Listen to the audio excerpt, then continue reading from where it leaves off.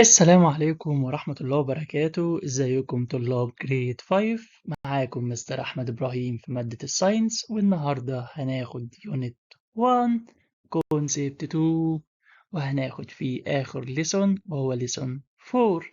والليسون ده بيتكلم عن إيه؟ بيتكلم معانا عن شخصية وهي دكتور بيكي باراك. دكتور بيكي باراك، الدكتور دي هناخد عنها حبة حاجات عن تفاصيل حياتها وهي درست ايه، وهناخد كم معلومة كده عن السيدز، ويبقى الليسون خلص ونحل عليه أهم الأسئلة. علشان كده لو انت لسه ما اشتركتش في القناة، ما تنساش تنزل تشترك في القناة وتفعل زر الجرس عشان يوصلك كل جديد، ويوصلك الريفيجن كمان بتاع كونسبت 2. ولو انت لسه ما شفتش كونسبت 1 فتقدر تشوفه، ولو ما شفتش باقي الليسونز بتاعت كونسبت 2 فهي موجودة دلوقتي على القناة، تقدر تخش تشوفها. يلا بينا، اعمل لايك ويلا بينا نبدأ. أول حاجة دكتور بيكي باراك، عايزين نشوف شكلها. دي أهي صورتها، وباين قوي من الصورة إن هي واقفة في وسط النباتات، فشكلها كده بتحب البلانت وبتدرس البلانت لأن معاها هي ورقة وقلم، فشكلها بتسجل عنهم حبة معلومات. وهنشوف دلوقتي هي كانت بتعمل إيه. دكتور بيكي باراك وهي صغيرة كانت بتحب قوي قوي قوي النباتات وبتحب الحيوانات.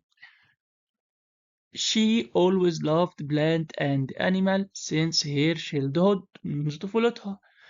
فعشان كده خدت مجموعة من النباتات وقعدت تدرسها. She studies group of plant. طيب، هي لما درست كده بدأت في دراسة إيه؟ بدأت في دراسة عن الإيكولوجي. She started to learn about ecology. طب وهي بتدرس الإيكولوجي ده حاجة كبيرة قوي، هل اتخصصت في حاجة معينة ولا قعدت تدرس الإيكولوجي كده وخلاص؟ لا، اتخصصت في حاجة معينة اسمها restoration ecology. يبقى class in restoration ecology. إيه restoration ecology ده؟ الريستوريشن ايكولوجي ده اللي هو بيدل او بيدرس فيه على بيركزوا فيه على ايه، ازاي الهابيتات بتاعه الحيوانات او البلانت بقى اكتر، يعني ازاي بتتبنى تاني بعد ما اتدمرت. يعني ايه؟ يعني مكان كان مليان نباتات والمكان ده مبقاش فيه نباتات، فده كان هابيتات، كان مكان او كان فيه حتى حيوانات واتدمر، ازاي بقى بيتم اعادة بنائه تاني بعد ما اتدمر، اللي هي rebuilding habitats that are damaged. تمام. طيب بعد كده هناخد ايه دلوقتي؟ احنا قلنا هنتكلم عن دكتور بيكي، بعد كده هنخش كمان على حاجة عن السيدز وهي سيد ديسبيرسال، ودي اخدناها قبل كده في الليسونات اللي فاتت بس عايزين نتكلم عنها اكتر دلوقتي. السيد ديسبيرسال عرفنا ان في طرق مختلفة بيتم بيها السيد ديسبيرسال دي، اللي هو ترانسبورت السيد من مكان لمكان تاني، صح؟ different plant need different way to transport disappear their seeds. اكيد مش كل البلانت بتعمل disappear للسيدز بتاعتها بنفس الطريقة، في طرق مختلفة. ازاي بقى؟ هاقول لك. في بلانت بيبقى السيدز بتاعها نوعها كده اسمه sticky، بيكون بيلزق. فالsticky ده بيلزق في إيه؟ بيلزق في الفرو بتاع النبات بتاع الحيوان أو في الهدوم بتاعة الإنسان، فبيقدر من هنا إن هو وهو لازق يتنقل مع الإنسان أو مع الأنيمال من مكان لمكان تاني، زي أهو كده. There are plant with sticky seeds that stick، بتلزق to human clothes or an animal's body، يبقى في جسم الحيوان أو في هدوم الإنسان. تمام. طب في طريقة تانية؟ اه طب بس الطريقة دي بتعمل ايه؟ بتخلي ان الانيمال او الهيومن هما الاتنين carry this seed to another place where seeds fall down. طبعا هنا المفروض دي seeds، المفروض دبل اي مش دبل دي. تمام. بعد كده في طريقة تانية في برضو نباتات تانية بيكون السيدز بتاعها لايت، خفيفة، فالوايند الرياح بتقدر ان هي تحملها معاها وتنقلها من مكان لمكان. تعالوا نشوف مع بعضين اهو. Other plants have light seeds that are dispersed by wind. wind يبقى light مع الwind. These seeds are carried by wind to new habitats. بتتنقل من مكان لمكان تاني. To grow in others place. ده برضو بيساعد في ان هو يعمل ايه الهابيتات الجديد. طيب احنا دلوقتي خدنا كده المعلومات اللي في ليسون 4، مجمعين معلومات مربوطة بليسون 4 مع الليسونات اللي فاتت وعاملينها في شكل أسئلة. فتعالوا نحل الأسئلة دي علشان نفهم مع بعض الكونسبت كله، وهي أسئلة مش كتيرة. يلا بينا نبدأ مع بعضينا في ورك شيت 4 على ليسون 4. بس نظرا ان الليسون صغير زي ما قلنا فاحنا رابطين معاه أسئلة من ليسونات تانية.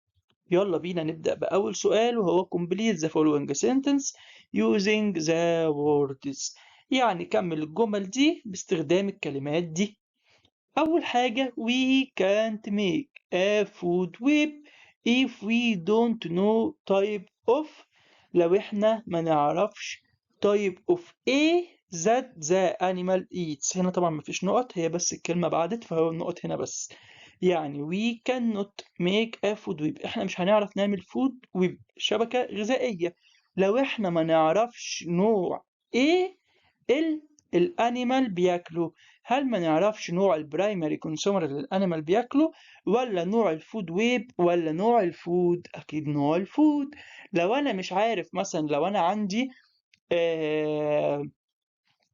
اسد مثلا وانا مش عارف نوع اللي الاسد ده بياكله ايه، فمش هعرف اعمل فود ويب. فلازم اي نوع بقى ده نوع الفود. اكيد لو انا مش عارف نوع الفود مش هعرف اعمل فود ويب. تمام. تاني سؤال the interconnected food chains are nouns as. طيب ايه ال interconnected food chains دي بتعرف بايه؟ كانت بتعرف بايه؟ يعني ايه اصلا interconnected food chains؟ انت فاكر الفود ويب هي عباره عن ايه؟ عباره عن فود chains مع فود chains مع فود chains مع فود chains. فالانتركونكتد فود chains كانوا بيكونوا لنا ايه؟ فود ويب. يبقى بتعرف بايه؟ فود ويب. يبقى السلاسل الغذائيه المتداخله دي بتتعرف بايه؟ بالشبكه الغذائيه اللي هي الفود ويب. تمام. an eagle can eat rabbit. ماشي.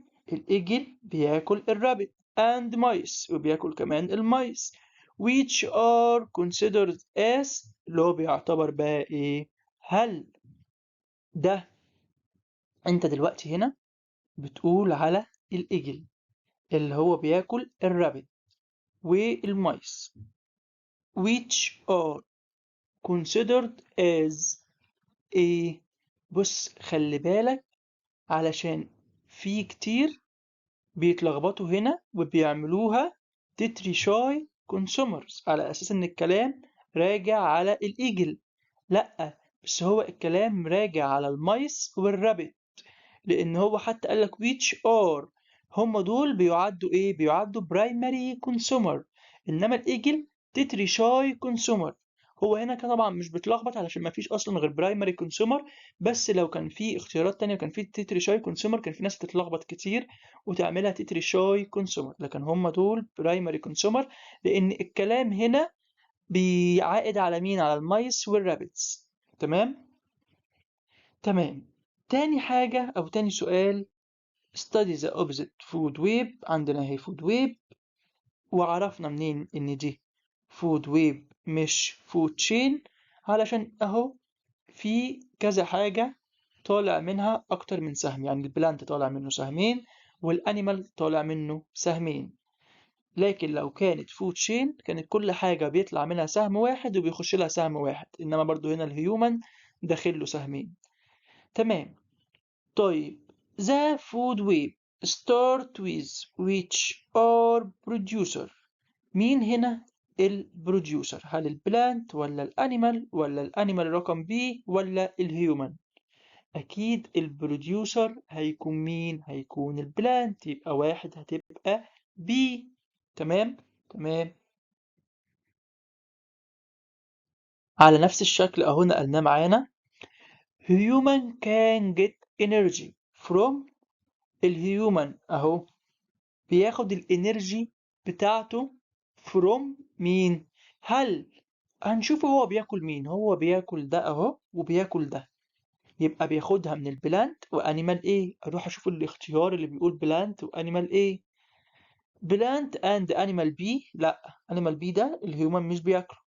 طيب animal A only، animal A only لا ده في plant كمان يبقى ما ينفعش. plant only، plant only لا ما ينفعش ده في animal A. plant and animal A هي فعلا الإجابة رقم دي، فهتبقى 2 مع دي. استنى نعلم عليها اهي، 2 هتبقى مع دي. طيب السؤال رقم 3 كده كده هظهر لكم الإجابات طبعا في الآخر. Energy cannot flow directly from the producer to الانرجي ما تعرفش تمشي، الطاقة ما تعرفش تمشي من البروديوسر. هو مين البروديوسر؟ اللي هو البلانت، يبقى هو ده اهو نحدده كده. to A directly مباشرة، ما تعرفش تمشي منين لمنين مباشرة. بص هي من هنا للانيمال A بتعرف تروح مباشرة، ومن هنا للهيومن بتعرف اهي تروح مباشرة. لان هنا ممكن الهيومن ياكل الانيمال ايه تبقى غير مباشره، بس ممكن ياكل اهو البلانت اهو في سهم اهو، ممكن ياكل البلانت على طول فتبقى مباشره. طب مين اللي ما يعرفش ياكل البلانت على طول؟ الانيمال بي اهو. يبقى احنا عايزين اجابه فيها الانيمال بي. تعال نشوف بقى. هيومن اند انيمال ايه لا ما تنفعش. طب هيومن اند انيمال بي، الهيومن لا بياكلها على طول يبقى ما ينفعش. هو عاوز اللي ما بيقدرش ياكلها على طول. animal B only، animal B only فعلا هتبقى الإجابة رقم C. بس تعالى برضو نشوف رقم D بتقول إيه عشان نبقى عارفين. animal A only، animal A لا ما ينفعش إن هو بياكلها مباشرة، بياكل البلانت أو الطاقة اللي بتتنقل من البلانت دي مباشرة. تمام نخش على السؤال اللي بعده، وهو السؤال بيقول علشان بس والرسمة كده قدامنا بيقول إيه. The living organism that gets energy directly and indirectly from the producer is animal A, animal B, plant، human. ماشي. هو هنا بيقول لك الليفنج اورجانيزم بتاخد الطاقة مباشرة وغير مباشرة من البروديوسر. فاكر الرسمة؟ كان البلانت هنا أول حاجة، وكان في هنا animal A، وهنا الهيومن، وهنا animal B. تمام. كانت الطاقة بتمشي مباشرة وغير مباشرة لمين؟ للهيومن. كانت من البلانت هنا كده على طول كده مباشرة، وكانت من البلانت الانيمال A، وكان انيمال A بيديها للهيومن. يبقى مين اللي بيقدر ياخد الطاقة بصورة مباشرة وغير مباشرة؟ هيبقى الهيومن. الإجابة رقم دي. معلش إن الرسمة هنا مش موجودة. السؤال رقم 5 وهو بيقول لك نقط is considered as primary and secondary consumer at the same time. مين اللي بيعتبر ان هو primary و secondary consumer في نفس الوقت؟ كان في هنا مين؟ كان في هنا بلانت، كده كده البلانت ده اصلا بروديوسر. كان هنا بقى في ده ايه؟ انيمال ايه. الانيمال ايه ده كان بيعمل ايه؟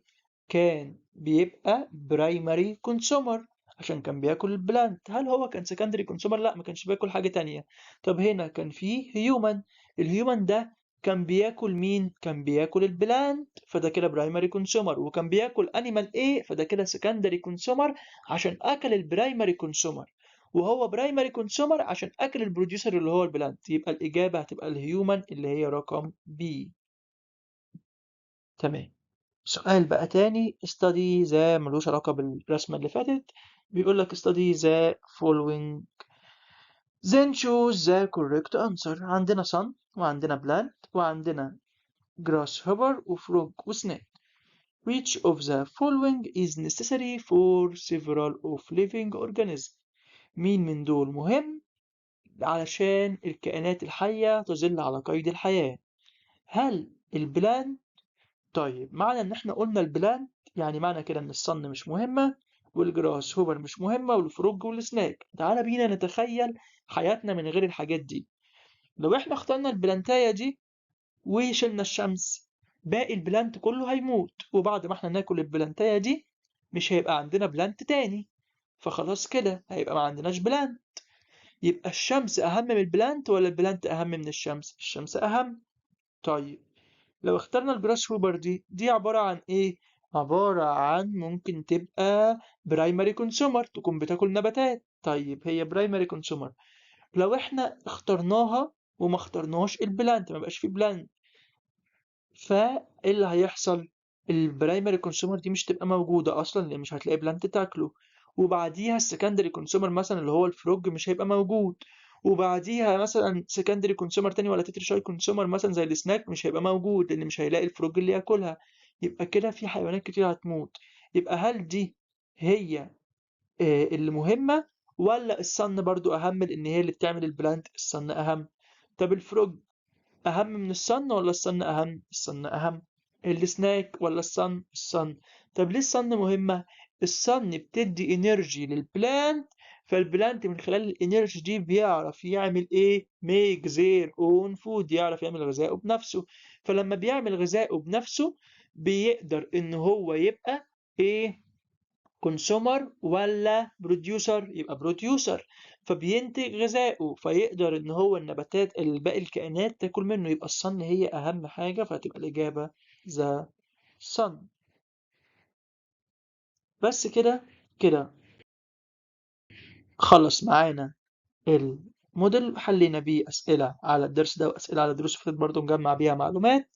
وكده اهو ده الانسر بتاعنا قدامنا، عشان لو عايزين نرجع لأي إجابة فيبقى قدامنا.